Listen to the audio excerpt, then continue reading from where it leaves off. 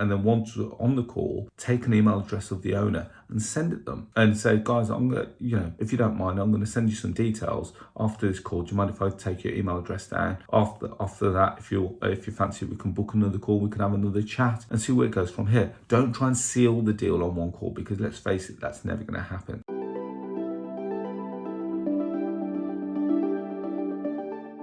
Hi guys, it's Arsh, and in today's video, we're going to be talking about a really important topic that everyone relate to, and is how to overcome objections and the different ways that you can do this so we can turn that no into a yes. Before we do that, I want a quick favor from you. If you wouldn't mind hitting the subscribe button and the notification bell every time I release a video, you to get notified of it. Now, before we go any further, I'd like to say that this YouTube channel is sponsored by the Property Investor app, which is the UK's first property investment platform, which showcases all kinds of deals all over the UK. Whether you're looking for that below market value deal, that rent to rent deal, that lease option deal, we've got them all there. Why don't you go and check us out? So there are two ways to get involved. You can either go to the website, which is propertyinvestораpp.co.uk, or if you've got a smartphone, go to the App Store, type in Property Investor and download it from there. Now let's get straight into it. How many of you have tried to take on a property, let's just say on a rent to rent basis, or you've tried to approach an agent, you put your offer forward,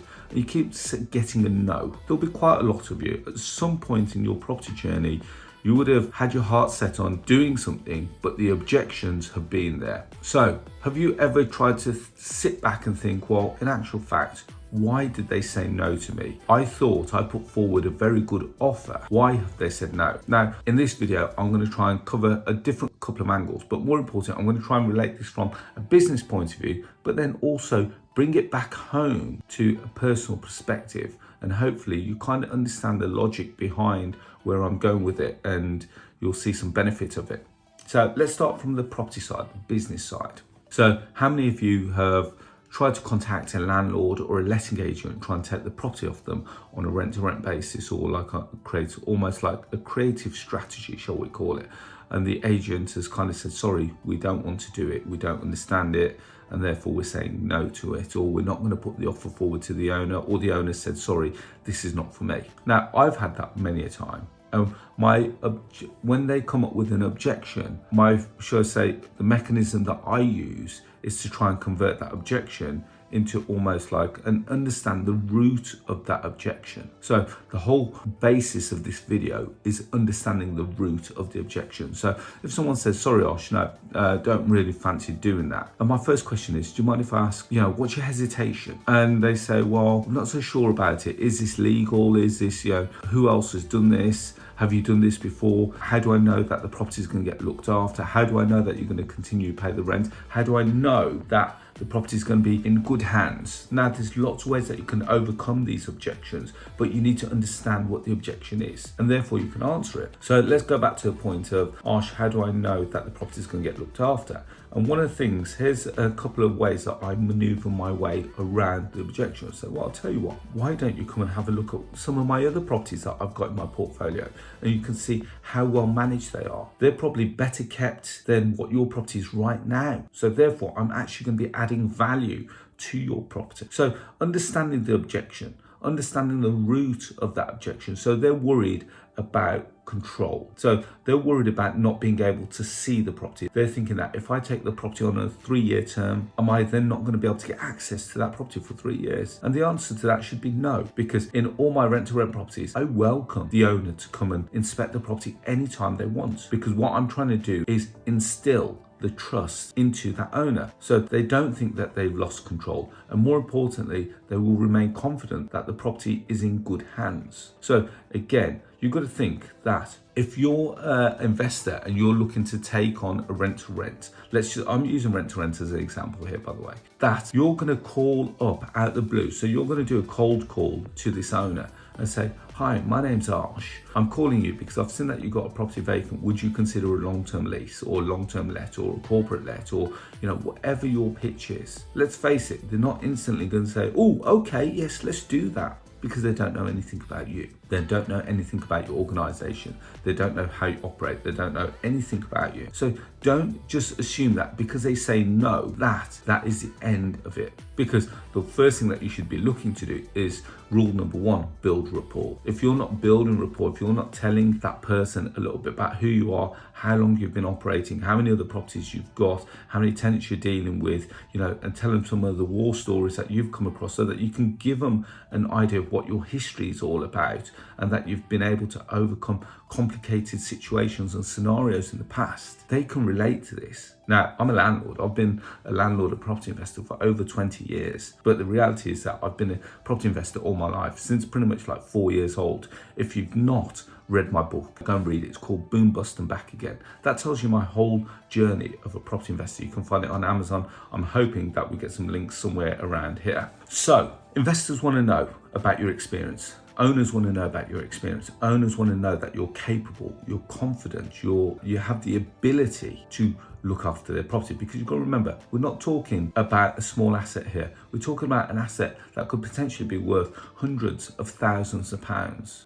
They already put their trust in letting agents. Lots of letting agents may have let them down. So my next point comes back to, when your objection, have you wrote down a list of all the points that you can offer? So have you created the points saying, yes, I can offer you this, yes, I can offer you this, yes, I can offer you this. So in actual fact, trying to understand what is your offer and how strong is it and how does it compare to other competitors. What I'm trying to understand here is, can you offer something better, and is the experience that the owner is going to get, it's going to be far greater than if they were to just go with a standard family living in that property or a letting agent managing their property. Let's face it, letting agents, they don't offer guaranteed rent, they don't offer maintenance included, they don't offer all the other benefits that lots of other rents. So use that to your advantage. Put it down, if you want to create like a mini PDF or a little document where you can send them after a call, which gives your business some credibility. Feel free to create that, and then once you're on the call, take an email address of the owner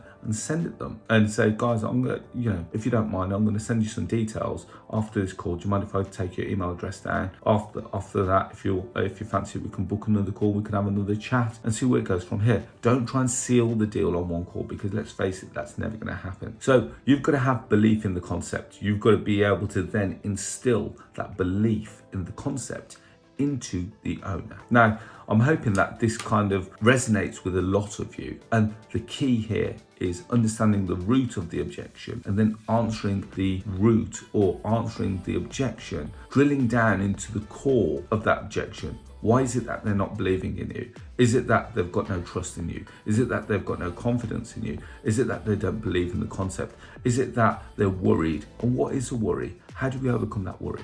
And there are lots of ways to overcome all these objections, but if you don't understand the root of it, there's no way that you're ever going to get that deal sealed. Now let's take this back to a personal, which everyone can relate to. So even if you're not involved in property, hopefully you'll relate to this. How many of you have got kids? How many times have you tried to feed your child? How many times have you tried to negotiate with your child when they're really against something? And all of us would have done that, even me. I do that pretty much on a daily basis. So I've got two very young daughters, 8 and 7. Every step of the way, every time they've said no to something, I've tried to understand why they've said no. And again, I've tried to relate it back. So, we don't want to eat this, or we don't want to do this activity, or we're not sure about this. And what I'm trying to understand here is, what can we do to turn that no into a yes? And there's lots of ways. So I'm going to give you an example. So let's just say we're going out somewhere to eat, or we're eating at home. Doesn't matter where it is. And let's just say that we've cooked something that they've never tried before. And instantly we're going to say, oh, okay. And the child's going to look at it and go, oh, not so sure about this. And instantly, so my wife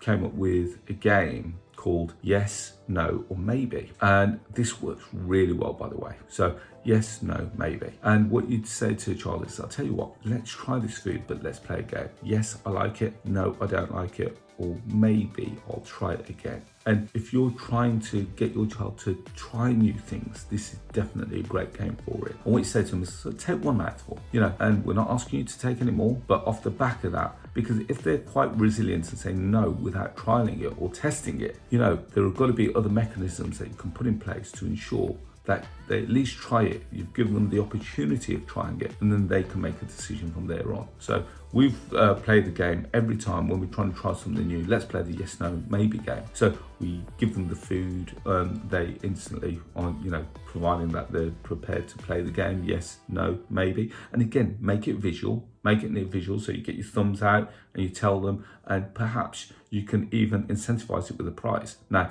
I'm not saying that you incentivize all of it with a prize, because then potentially you could open yourself up to being bribed. Not saying that, not saying that kids would bribe you, but they do. And they can use that to their advantage. And then all of a sudden you've opened yourself into a massive black hole, because every time that you want to try something, you then know that you're gonna have to buy them something, which is kind of defeating the objective. So let's get back to the point. So if they say that they're interested in something, or you want them to try something, say, let's play the yes, no, maybe game. And then off the back of that, once they've taken a mouthful, they come up and say either yes, we like it, no, we don't like it, or it's a maybe and we may try it again. Then if it's yes, you're on to a winner. If it's no, we can then add in different variants. What did you not like about it? What was it? Was it the taste? Was it the texture? And again, if you notice, the concept remains the same between business and personal. Is it understanding what is the root? Why don't you like it? Was it the taste? Was it too hot? If that's the case, can we add something in it to make it less hot?